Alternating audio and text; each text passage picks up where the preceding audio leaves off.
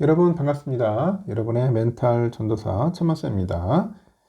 하루가 이렇게 시작되네요. 또 여러분과 즐거운 마음으로 시작하겠습니다.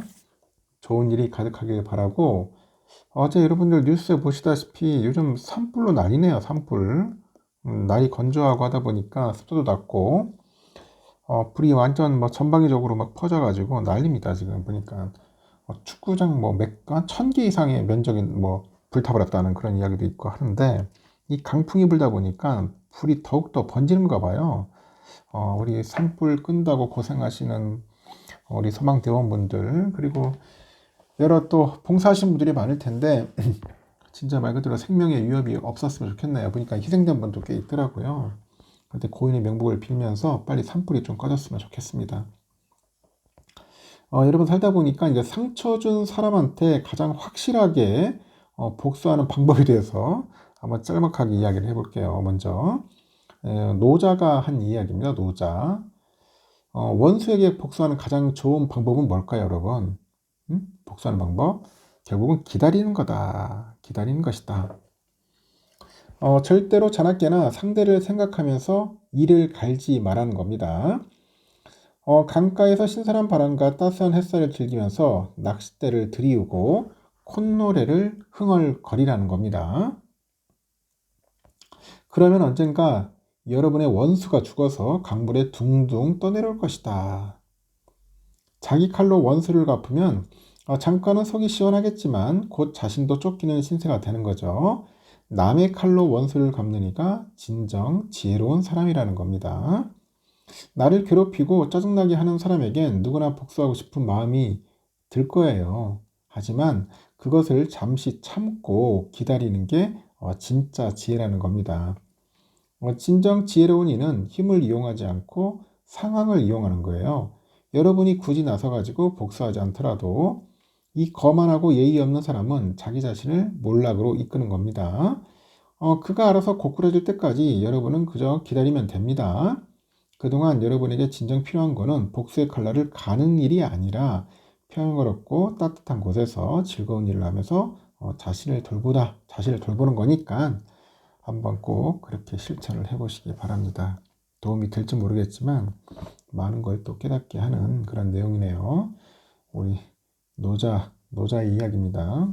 공자 선생, 노자 선생. 그럼 또 삼성 관련된 이야기 한번 잠깐 해볼게요. 제가 전날에도 이야기를 했는데, 이재용 회장 관련된 이야기예요. 지금 도널드 트럼프 행정부 출범 뒤에 글로벌 통상 전쟁이 격화되고 있어요. 격화되고 있고, 2025년 중국 발전 고위급 포럼이 23일 중국 베이징에서 개최됐습니다. 24일, 23일과 4일에 열리는 중국 발전 포럼은 중국의 국무원이 주도하는 투자 유치 목적의 경제 행사인데 2000년부터 매년 중국 최대 정치 행사죠. 양회가 끝난 뒤 열렸습니다. 올해는 이재용 회장을 비롯해서 광노정 사장, 팀쿡, 애플 CEO, 그리고 크리스티아노 퀄컴 CEO, 올리버 집세 BMW 회장, 알버트 몰라 화이자 CEO, 그리고 마랑코 CEO 해가지고 한 80여 명의 글로벌 기업 CEO가 참석을 했습니다.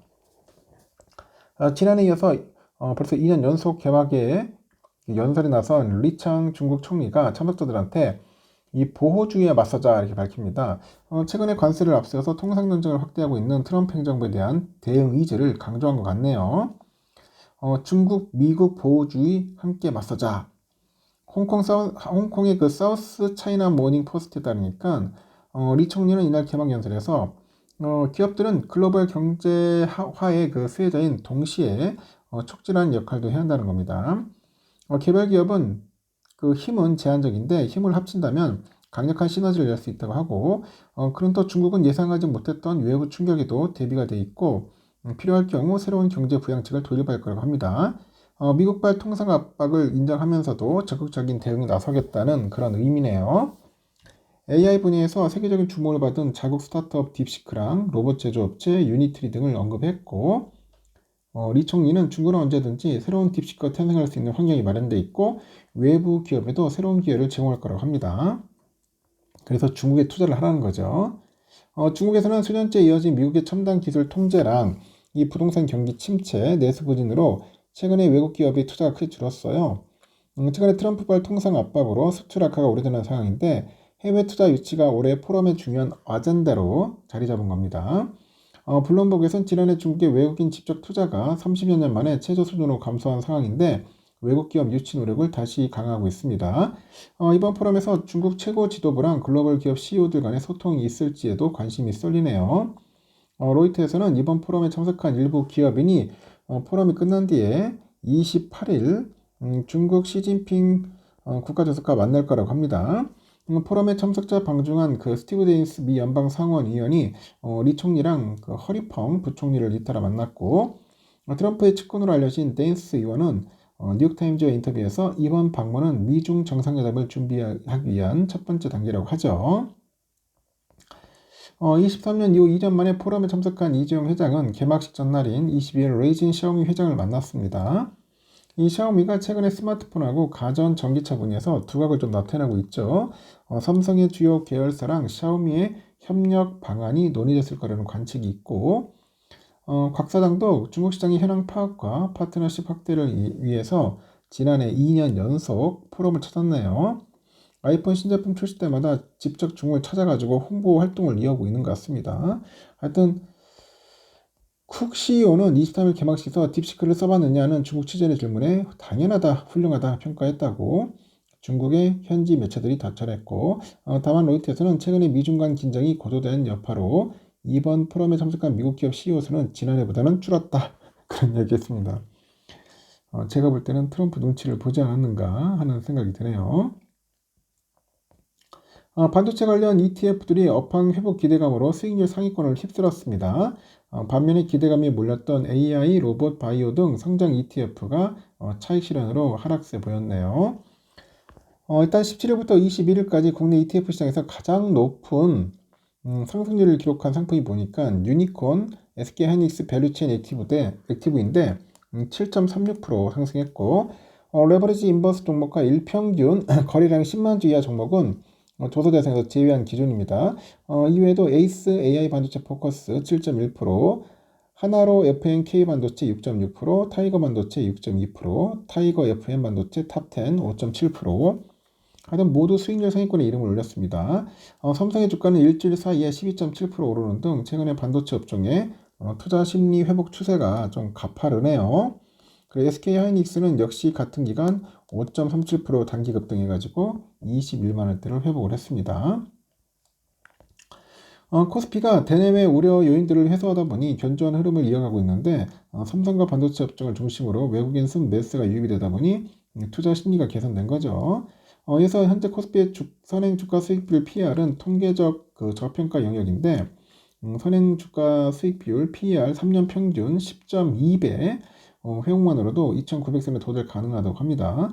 반도체 업종은 지난해 7월 고점 대비 여전히 마이너스권이고 실적 대비 저평가가 돼서 단기 트레이딩 측면에서 매력적이라고 하죠. ETF 시장에서는 이 반도체 외에도 인도 관련 ETF의 상승세가 두드러졌네요. 타이거 인도 니프티 50 6.27%, 그리고 코덱스 인도 니프티 50 5.8% 수익률이 높게 나타났습니다.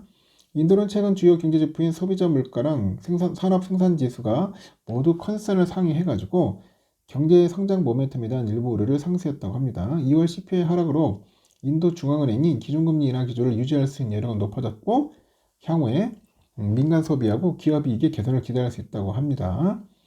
하나증권에서 보니까 글로벌 무역 전쟁과 그 중국 증시 랠리 등 인도 증시의 상단을 제한할 수 있는 요인들은 여전한데 지난해 3, 4분기 GDP 성장률에 이어서 경제지표 호조가 지속적으로 확인되면서 펀더멘털 우려가 완화되고 있다는 점, 5개월 연속 순매도로 이어가고 있는 외국인 투자들의 투자 심리를 개선하는데 긍정적으로 작용할 거라고 전망을 합니다. 반면에 최근에 상승 랠리를 보였던 바이오 ETF 크게 하락을 했네요. 타이거 코스닥 150 바이오테크 9.98% 하락을 해가지고 전체 ETF 중 가장 높은 하락률을 기록을 했습니다. 실제 증권가에서는 최근의 업종 분석에서 반도체 질주랑 이 바이오의 역주란 표현으로 이 같은 현상을 대변한 바 있는 것 같습니다.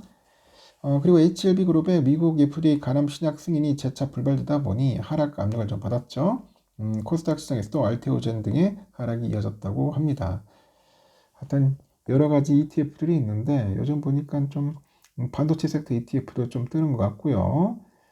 내가 말한 것처럼 뭐 인도 ETF 이쪽도 좀 뜨는 것 같고 여러 ETF들이 지금 상승을 하고 있다는 겁니다. 하여튼 여러분 참고하시고 하여튼 뭐 ETF 투자, 뭐 분산 투자하는 데는 뭐 좋죠. 하여튼 관심 있는 분들은 공부하셔서 참고하시기 바랍니다. 여기까지 하겠습니다, 여러분. 좋은 하루 보내시고 또 다음 시간에 뵙도록 하겠습니다.